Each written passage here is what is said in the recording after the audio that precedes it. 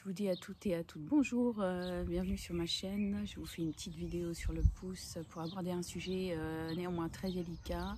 Doit-on et peut-on divorcer après s'être séparé par la force des choses de la personne toxique? Alors, j'ai eu vraiment beaucoup de contacts et d'échanges avec un certain nombre de personnes suite à mes vidéos. Et ce qui en revient toujours, c'est une souffrance extrême. La souffrance qui arrivait à son comble, et c'est la raison pour laquelle nombreuses d'entre nous avons décidé évidemment de partir. Hein, c'est jamais sans raison. Et quand on en est arrivé là, c'est vraiment une question de survie psychique, de santé mentale ou même physique. Et j'ai eu notamment la semaine dernière en contact une personne qui a passé presque 3 décennies avec son conjoint chrétien, pervers narcissique, et qui a souffert d'une manière même pas dissible. Et enfin, elle a réussi à être à l'écart après toutes ces années, avec tant de blessures, tant de brisements, tant d'épuisement. Elle pleurait, elle me disait « mais je suis tellement épuisée, je n'en peux plus ». Vous avez des bonnes âmes, petit coup de fil. « Ah oui, mais tu sais, il faut demander à Dieu si c'est la volonté de divorcer ». Et cette personne-là, franchement, ça a atteint un niveau, c'est-à-dire c'est comme si on lui avait foutu un coup de poignard supplémentaire à sa souffrance.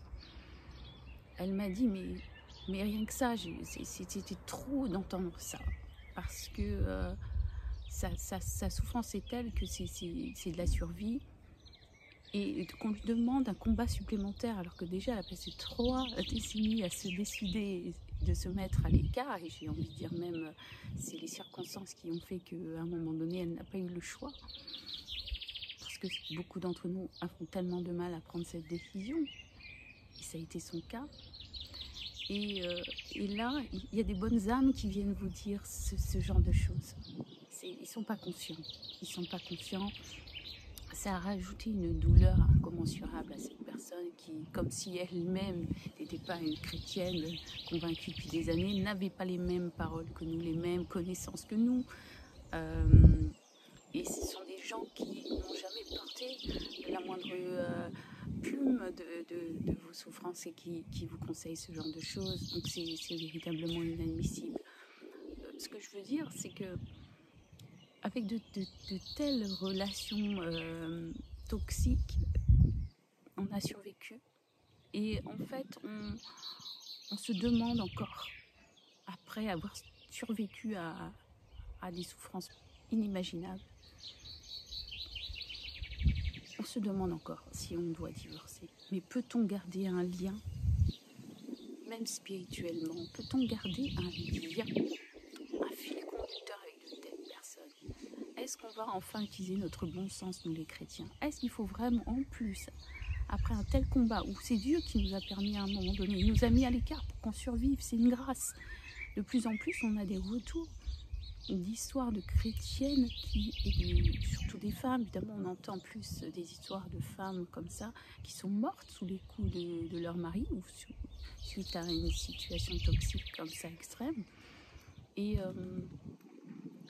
elles sont mortes, mais pas que dans le monde. Maintenant, on entend de plus en plus dans le milieu chrétien, dans le cadre chrétien, des situations comme ça où il y a des morts.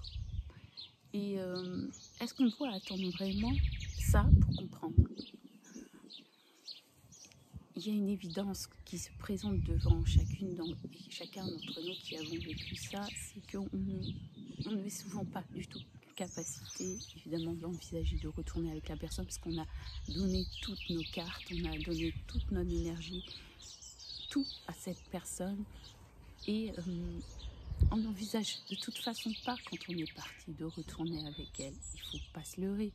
Ou si on le fait, ça sera dramatique. Et on le sait quelque part. On essaye de résister à la pression pseudo-spirituelle, sa propre pression de toujours nous remettre en question, de se dire « Ah mais oui, mais si la personne, on ne sait jamais, elle changeait ». Vous ne croyez pas que Dieu nous aurait parlé depuis longtemps si elle devait changer cette personne-là? Le Seigneur, Jésus est mort pour que nous ayons la vie en abondance, bien sûr, dans l'éternité, mais également ici-bas sur la terre. Et l'alliance du mariage, c'est pas ça. Pardonner, bien sûr, c'est une chose, mais redonner une chance, non. Il est évident que non. Donc si on ne redonne pas de chance, doit-on rester juste pour les papiers, mariés, simplement pour dire à Dieu, moi je n'ai pas divorcé? Il faut arrêter l'hypocrisie. C'est même grave, j'ai envie de dire, ce type de raisonnement. Pour moi, c'est très grave. J'en ai été choquée de voir qu'à plusieurs reprises, les gens sont capables même d'attendre presque la bonne nouvelle, de savoir que l'autre a été infidèle et que ça s'est su, pour s'autoriser à dire je vais divorcer et je vais être clean devant le Seigneur. C'est vraiment manquer de respect vis-à-vis de Dieu, de qui il est, de ce qu'il a créé, de ce qu'il a voulu au travers du mariage. Et comme si ça allait être un grand péché simplement de divorcer, alors que justement c'est une question de survie. On ne peut décidément pas garder de lien avec de telles personnes. Si la personne change, c'est son affaire avec Dieu dans la suite des temps. Et tant mieux si c'est le cas, puisque on souhaite que tous soient sauvés et parviennent à la repentance. Mais on n'a pas les réponses à des manifestations aussi graves de ces personnalités destructrices. Et à un moment donné, ça va se jouer entre eux et leur créateur. Mais nous, notre devoir, c'est d'être en vie, de vivre, et de vivre complètement libre. Soit on est libre, soit on n'est pas libre. Mais on ne peut pas être entre les deux, être dit je suis partie, et de se dire, dans ma tête, il y a toujours un lien qui subsiste, il y a toujours quelque chose qui dit que j'appartiens à cette personne. Et avec les souffrances vécues de cet ordre-là, ce n'est pas possible de se sentir libre, de repartir à zéro en gardant un lien. C'est une question de bon sens. Est-ce qu'enfin, nous, les chrétiens évangéliques, on va se servir du bon sens? Ça aussi, c'est biblique. C'est écrit sagesse, intelligence, bon sens. S'il vous plaît, ne vous tourmentez pas l'esprit inutilement et ne laissez pas les autres vous tourmenter l'esprit. Si Dieu a à vous dire cette personne-là va changer, ne t'inquiète pas, etc., croyez-le qu'il le fera. C'est pas un Dieu pour nous mentir, c'est pas un Dieu pour nous faire tourner en bourrique, c'est pas ce Dieu que nous avons comme sauveur, ce n'est pas ce Dieu-là, il n'existe pas ce Dieu-là qu'on s'est créé, qui nous enferme dans des prisons. C'est pas lui, c'est le diable qui nous enferme en prison. Et on ne peut pas se moquer de la parole comme ça, de Dieu, en se disant il faut absolument que je reste dans le cadre scripturaire, donc je suis prête un peu à tout, même alors que c'est pas ça que Dieu demande quand il a apporté la parole sur la terre. C'est pour être des garde-fous, c'est pour les incirconcis, c'est pour ceux qui ne connaissent pas Dieu qu'il a mis des choses qui nous permettent de savoir où est le bien et où est le mal. Mais là, sur ces points-là, il faut arrêter. On n'est plus concerné. C'est pas un mariage, et probablement dans ces histoires-là, ça ne l'a jamais été. Ça a été un piège pour nos vies. Parce qu'on ne savait pas, c'était des choses cachées, voilées, que la personne nous a caché qui elle était vraiment. Donc c'est une imposture. Et la question du divorce, finalement, ne se pose même plus une fois qu'on a réussi à s'en aller. Elle est d'une évidence incroyable. Moi-même, à un moment donné, j'ai dû consulter Dieu et j'ai fait la même chose que beaucoup d'entre nous, chrétiens convaincus. Je suis tourmentée là, mais à en avoir des risques d'accidents, des risques de maladies graves, à comprendre qu'à un moment donné, là, c'était presque de la provocation de Saint-Esprit, parce qu'au fond de moi, j'avais la réponse. Et c'est là que c'est important. Évidemment, chacun a son parcours. Donc, si vous avez une conviction qui va en dehors, tant mieux pour vous. Je veux dire, c'est votre histoire. J'en fais pas une doctrine, mais sachez que globalement, vous n'aurez pas de réponse de la part du Seigneur, parce que si vous avez réussi à vous échapper, c'est bien grâce de sa part, et c'est pour enfin en finir. Si ton œil est une occasion de chute, arrache-le. Si ta main est une occasion de chute, coupe-le. On ne peut conserver de lien avec ces personnes-là. La question du divorce, pour moi, ne se pose pas. C'est une évidence qu'il faut couper définitivement le lien et qu'il ne faut pas laisser ces personnes avoir le moindre accès jusqu'à vous, autant que faire se peut, évidemment, parce que quand on a des enfants, il y a des choses qui ne peuvent pas se faire, mais voilà, en gros, ce que je voulais partager avec vous, il faut vivre libre. Le Christ lui-même a dit, mais ne détachez-vous pas votre âne, votre bœuf, pour qu'il aille se nourrir le jour du sabbat.